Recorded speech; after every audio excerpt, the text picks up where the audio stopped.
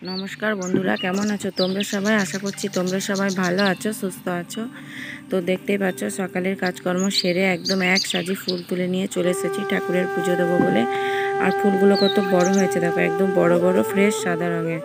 তো আমাদের নিচে একটা গাছ রয়েছে ফুলের, ওই গাছটা আর কি ফুলগুলো ছাদে থেকে লাগাতে পাওয়া যায়। তো ওই ছাদে উঠে আমি স্নান করে ছাদে গিয়ে ফুলগুলোকে আমি নিয়ে এলাম। তো এখন আমি ঠাকুরের পুজো দিয়ে নিচ্ছি। উপরের ঠাকুরগুলোকে আমি সব ফুল জল দিয়ে দিলাম, তারপর নিচেতে যে ঠাকুরগুলো রয়েছে ওই ঠাকুরগুলোকে আমি এখন ফুল জল দিয়ে দিচ্ছি। তো দেখো বন্ধুরা, তারপর ঠাকুরের পুজো দিয়ে আমি চলে এসেছি মুড়ি খেতে। আর দেখো জামবাটি করে মুড়ি নিয়ে আসা হয়েছে। তো তোমাদের দাদাভাই একটা বড় জামবাটিতে নিয়েছে আর আমি একটা ছোট জামবাটি করে নিয়েছি। তো হাসছে কেন বলো তো? আমি বলছি তুমি মুড়ি খাচ্ছ, আমি সবাইকে ভিডিও করে দেখাবো। সেই জন্য বলছি তুমি ভিডিও করো, আমি তোমার ভিডিও দিকে আমি তুমি যাই বলে আমি তাকাবোও না, কিচ্ছু না। তো ওই জন্য আমি বলছি এত বড় জামবাটিতে মুড়ি নিয়েছো, অত মুড়ি নিয়েছো, তারপর কড়াই করে তরকারি নিয়ে খেতে বসেছো, সবাই দেখছে, সেই জন্য আর কি বলছি বলে হাসছে আর কি। তবু তাকালো না। খাওয়া দাওয়া করে দেখো বন্ধুরা, আমি ভাত বসিয়ে দিয়েছি আর জলটা গরম হচ্ছে। আর এদিকে মিট কেসের অবস্থাটা দেখো, আমাদের একদিকে রয়েছে দুধ, একদিকে ছানার জল, একদিকে রয়েছে ক্ষীরের বাটি, একদিকে রয়েছে ছানার বাটি। তো এখন দুটো গরুতেই দুধ দিচ্ছে। তো এখন আমাদের বাড়িতে দুধের ছড়াছড়ি, যেহেতু কাঁচা দুধ ঘষে নিচ্ছে না তাই কি আর করব। আর এদিকে দেখো এই আমটাকে দেখো, আজকে গাছ থেকে পড়েছে। এইটাই হচ্ছে এবছরের গাছের প্রথম পাকা আম। তো অর্কর জন্য রেখে দেওয়া হয়েছে, অর্ক তো বাড়িতে নেই। আর এদিকে বাবাকে বললাম জমি থেকে বেগুন তুলে এনে দিতে। আর বেগুনগুলো দেখো এখন কেমন কচি বেগুন একদম। তো জমির টাটকা বেগুন বাবা তুলে আনলো। তো বেগুনগুলো তুলে এনে দিতে বললাম। তো কি করব, আজকে বৃহস্পতিবার, নিরামিষ। তো ভাবছিলাম কি করব। তো অনেক ভেবে ভেবে ভাবলাম যে বেগুন ভাজা করব। আর তোমাদের দাদাভাই বললো বেগুন আলু বড়ি দিয়ে একটু টক করতে। তো এখন টকের জন্য বেগুন কেটে নেবো। আর বেগুনগুলো কেমন কচি দেখলে বন্ধুরা, একটু কিন্তু পোকা নেই। তো কিছুদিন আগে বেগুনগুলোতে এত পোকা হচ্ছিল, মানে খাওয়াই যাচ্ছিল। তো বেগুনগুলো কেটে নিয়ে তারপর আমি টকের জন্য যে ছোট্ট ছোট্ট আলুগুলো আছে ওই আলুগুলো কেটে নেব। তো আলুগুলো আমার কাটা হয়ে গেছে। আর এখানে টক বসাবো, তার জন্য বড়িটাকে একটু ভেজে একটু গরম জল দিয়ে আর কি বড়িটাকে সিদ্ধ করে নেবো। তাহলে বড়িগুলো না একদম মোটা মোটা হয়ে ফোলে আর খুব তাড়াতাড়ি সিদ্ধ হয়ে যায়। তো জলটা দিয়ে আমি 2 মিনিটের মতো রেখেছি। আর বড়িগুলো কেমন ফুলে উঠেছে দেখো, এক একটা বড়ি কত বড় হয়ে গেছে। তো তারপর আমি পোস্তটা বসিয়ে দিলাম। আজকে বৃহস্পতিবার যেহেতু তাই পোস্ত করবো, ঝিঙে আলু পোস্ত করছি। তো পোস্তর আলুটা ওখানে সিদ্ধ করতে দিয়ে নেড়ে সিদ্ধ করতে দিলাম। এখন আমি পোস্তটা বেটে নিচ্ছি। আমি শিলে খুব একটা ভালো বাটতে পারি না, কিন্তু মা নেই আজকে, তোমাকে বাটতেই হবে। তো দেখো বন্ধুরা, পোস্তটা আমি বেটে নিলাম। আর আমার রান্না বান্না সব কমপ্লিট হয়ে গেছে। আর আজকে কি কি রান্না করেছি চলো তোমাদের সঙ্গে একটু শেয়ার করি। এখানে রয়েছে হাঁড়িতে রয়েছে ভাত, আর এদিকে রয়েছে বেগুন ভাজা। আর অর্ক যেহেতু বিকেলে বাড়ি আসবে বলছিল, তার জন্য একটু পোস্ত, এখানে টক, আর এখানে আমাদের একটু ঝাল ঝাল করে পোস্ত করেছি। তো এই সিম্পল রান্না করেছি।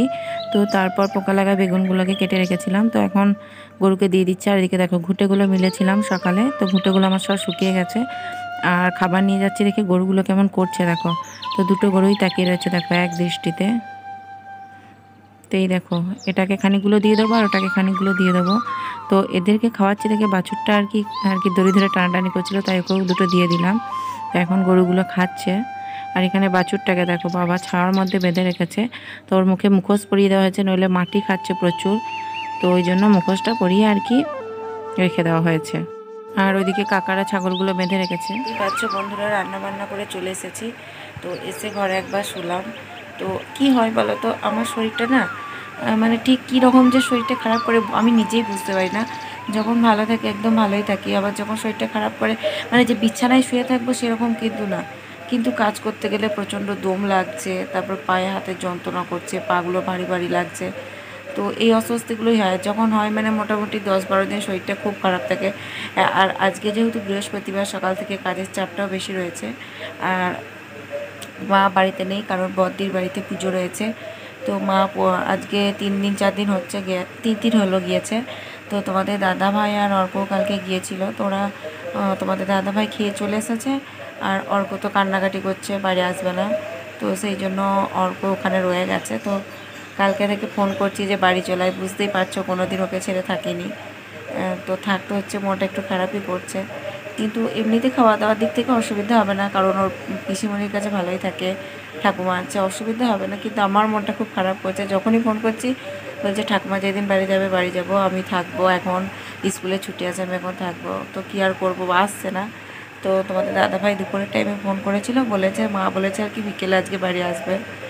তো সেই জন্য আর কি একটু মনটা একটু ভালো লাগছে কি, মানে বলছি না একদম পুরো ফাঁকা ফাঁকা লাগছে, বাড়িটা ভালো লাগছে না, তারপরে নিজের শরীরটাও ভালো লাগছে না। সকাল থেকে মানে ধোয়া মাজা, আজকে প্রচুর কাজ, বৃহস্পতিবার, তো বুঝতেই পারছো। আর শরীরটা যেহেতু ভালো ছিল না, তাই দেখতেই পেলে একদম আজকে গ্যাসেই রান্নাটা করলাম, আর খুব অল্পই রান্না বান্না করলাম। আর এদিকে তোমাদের দাদাভাই দেখো শুয়ে আছে।